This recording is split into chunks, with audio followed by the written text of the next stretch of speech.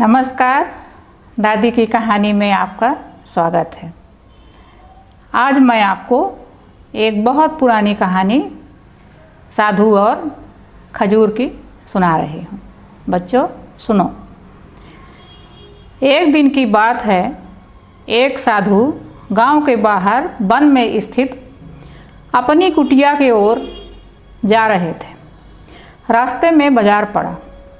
बाजार से गुजरते हुए साधु की दृष्टि एक दुकान में रखी ढेर सारी टोकरियों पर पड़ी।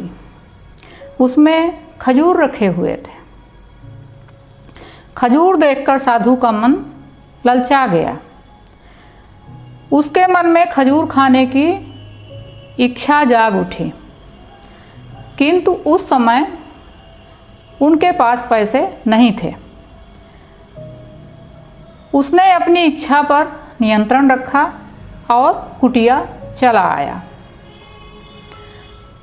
कुटिया पहुंचने के बाद भी खजूर का विचार साधु के मन से नहीं निकल पाया। वह उसी के बारे में ही सोचता रहा। रात में वह ठीक से सो भी नहीं पाया।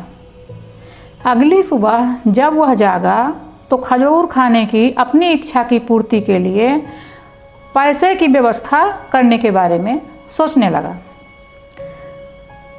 सूखी लकड़ियां बेचकर खजूर खरीदने लायक पैसों की व्यवस्था अवश्य हो जाएगी। यह सोचकर वह जंगल में गया और सूखी लकड़ियां बीनने लगा। काफ़ी लकड़ियां एकत्रित कर लेने के बाद उसने उनका गट्ठर बनाया और उसे अपने कंधे पर लादकर बाजार की ओर चल पड़ा। लकड़ियों का गट्ठर भारी था, जिसे उठाकर बाजार तक की दूरी तय करना आसान नहीं था, किंतु साधु चलता गया। थोड़ी देर में उसके कंधे में दर्द होने लगा, इसलिए विश्राम करने वह एक स्थान पर रुक गया। थोड़ी देर विश्राम कर वह पुनः लकड़ियां उठाकर चलने लगा। इसी तरह रुक रुक कर किसी तरह वह लकड़ियों के गट्ठर के साथ बाजार पहुंच गया। बाजार में उसने सारी लकड़ियां बेच दी। अब उसके पास इतने पैसे इकट्ठे हो गए जिससे वह खजूर खरीद सके। वह बहुत प्रसन्न हुआ और खजूर की दुकान में पहुंचा। सारे पैसों से उसने खजूर खरीद लिए और वापस अपनी कुटिया की ओर चल पड़ा। कुटिया की ओर जाते जाते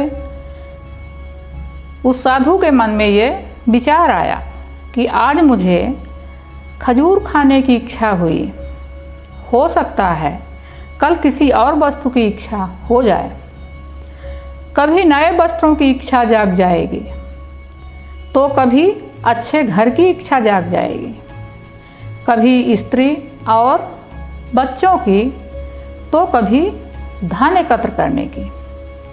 मैं तो साधु व्यक्ति हूँ, इस तरह से तो मैं इच्छाओं का दास बन जाऊंगा। यह विचार आते ही साधु ने खजूर खाने का विचार त्याग दिया।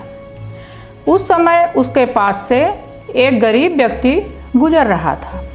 साधु ने उसे बुलाया और सारे खजूर उसे दे दिए।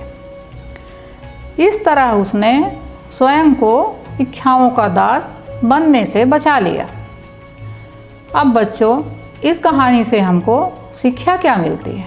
इस कहानी से हमको ये शिक्षा मिलती है कि यदि हम अपनी हर इच्छाओं के आगे हार जाएंगे तो सदा के लिए अपनी इच्छाओं के दास बन जाएंगे। मन चंचल होता है, उसमें रह रहकर इच्छाएं उत्पन्न होती रहती हैं, जो उचित भी हो सकती हैं और अनुचित भी। ऐसे में इच्छाओं पर नियंत्रण रखना आवश्यक है। सोच विचार कर इच्छाओं के आकलन के उपरांत ही उनकी पूर्ति के लिए कदम बढ़ाना चाहिए।